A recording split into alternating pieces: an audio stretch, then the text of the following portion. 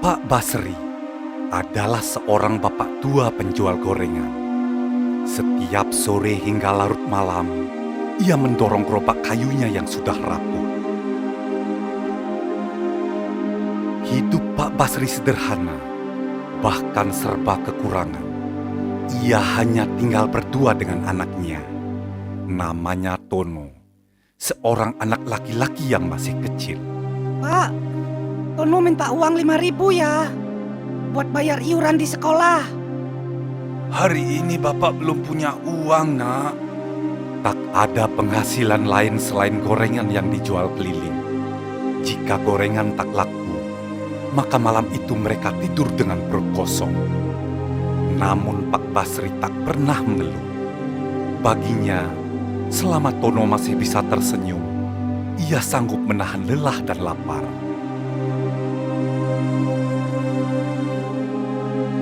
Suatu malam, ketika Pak Basri melintas di jalan sepi.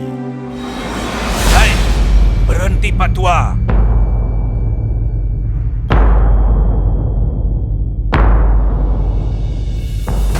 Yakin itu target? Jangan-jangan isinya cuma tahu sama tempe. Justru itu penjual gorengan. Isinya ya tahu sama tempe. Dasar otak tempe kamu kering. Iya sih, tapi gerobaknya bunyi kriat, kriat. Serem juga dengernya. Serem apanya? Itu roda, bukan setan. Iya, tapi ini dekat kuburan, Bos. Udah, fokus. Kamu maju. Aku yang ngawasin. Loh, kok aku? Kamu tuh badannya gede. Aku kecil gini disuruh maju.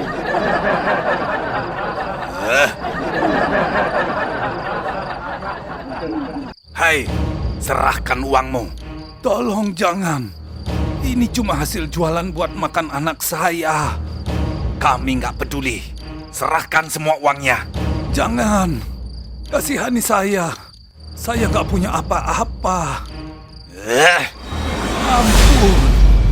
Saya cuma cari makan. Periksa lacinya kering. Ambil semua uangnya. Jangan. Kalau kalian ambil, anak saya makan. Lagi-lagi orang baik diuji di jalan yang sepi. Di malam ini, ia harus menelan pahitnya dunia. Tenanglah, Pak. Malam belum selesai. Dan langit belum menutup mata.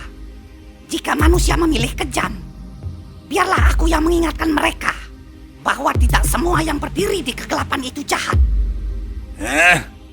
Cuma segini doang. Uang itu buat sekolah anak saya. Bos, kamu lihat nggak? Pocong!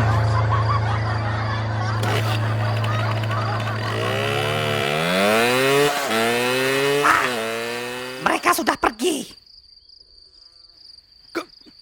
Kamu pocong pahlawan yang mengusir penjahat itu? Aku bukan siapa-siapa. Aku hanyalah pocong yang ingin menyelamatkanmu. Uang itu hasil jualan seharian buat makan anak saya. Rezeki Bapak nggak ikut lari bersama mereka. Yakinilah, rezeki Bapak yang hilang itu akan kembali berlipat-lipat. Saya lelah, tapi saya tak boleh jatuh. Karena saya harus menghidupi anak saya yang masih kecil. Sabar, Pak. Walaupun Bapak merasa tak mampu, tapi hati Bapak masih kuat. Sekarang pulanglah. Anak Bapak sudah menunggu di rumah.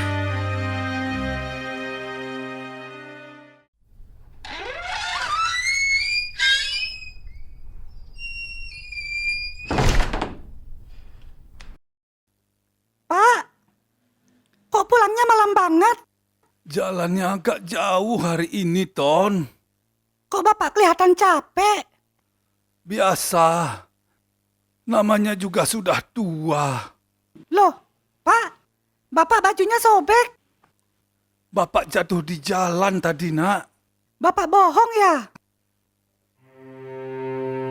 Kalau Bapak sakit, Tono juga sakit, Pak. Maafin Bapak, Nak. Hari ini Bapak belum bisa bawa apa-apa. Nggak apa-apa, Pak. Yang penting Bapak pulang.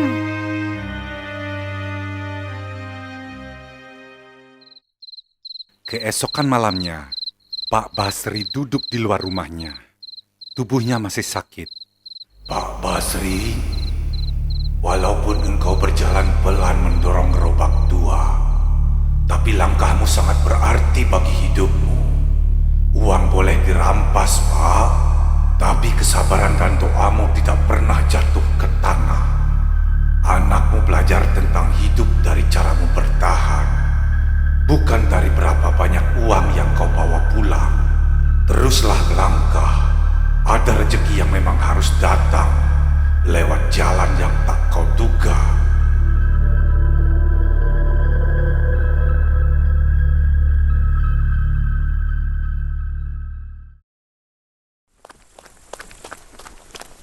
Pak, coba lihat sini, Pak. Lihat gerobaknya.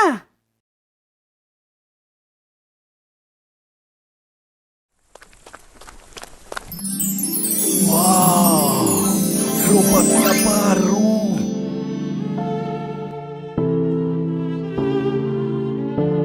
Hah? Ada bungkusan. Ada suratnya juga. Untuk Pak Basri, ini ada titipan uang. Gunakanlah sebaik-baiknya. Teruslah berjualan. Jangan berhenti berbuat baik. Dari Selamat. Berarti semalam itu hantunya Selamat. Nama itu terasa sangat familiar. Tapi Selamat yang mana? Gerobak baru. Uang ini bukan cuma menolong hidup saya, tapi menyelamatkan harga diri saya sebagai seorang bapak. Terima kasih ya Selamat. Beberapa hari kemudian, saat pulang berjualan di sore hari, Pak Basri melewati sebuah pemakaman. Langkahnya terhenti di sebuah nisan sederhana.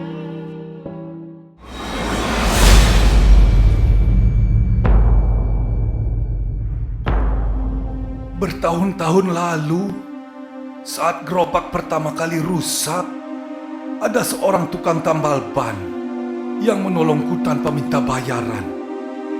Orang itu ramah, murah senyum, dan sederhana. Oh iya, namanya Pak Selamat.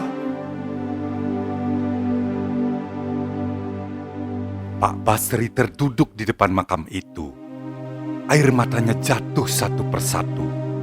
Terima kasih, Ahmad. Kebaikanmu kembali padaku. Sejak malam itu, Pak Basri kembali berjualan dengan semangat baru. Ia tak pernah tahu dari mana datangnya keajaiban. Tapi ia percaya satu hal. Kebaikan, sekecil apapun, akan selalu mendapatkan balasannya. Bahkan jauh lebih baik.